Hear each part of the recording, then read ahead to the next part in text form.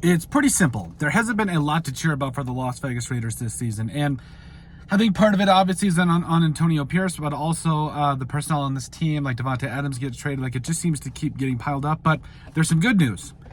The Raiders might have found themselves somebody that might stick around for the long term and be at least a very, very viable number 2 option. Jakobi Meyers absolutely balling out this season. 10 for $121 last night, or yesterday rather, against the Denver Broncos. And it's coming with, playing with a couple of different quarterbacks, but 53 catches, 579, and 2 touchdowns this year is Jakobi Meyers. And, again, I do think that, especially with how things have gone, it has been very impressive with what he's done. Obviously, he's been kind of a little bit of a journeyman, but at the same time, he's really developed himself into being at least a solid number 2 wide receiver for the Raiders. And so I think that, the most impressive part to me about this really is, he's got, Brock Bowers to kind of take some of the attention off of him, but teams generally know that after Devontae Adams was traded, Jakobi Meyers was the guy. And he's doing this without a running game, basically doing this with 3 or 4 different quarterbacks at this point. He's doing this with, obviously battling a couple of injuries here and there, but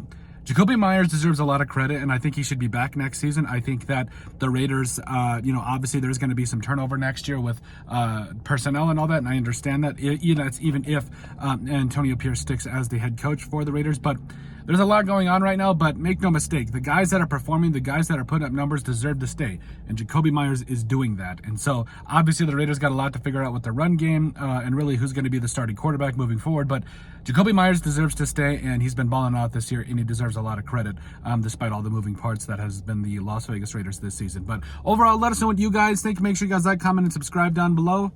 There we go. Nailed it. And we'll see you on the next video.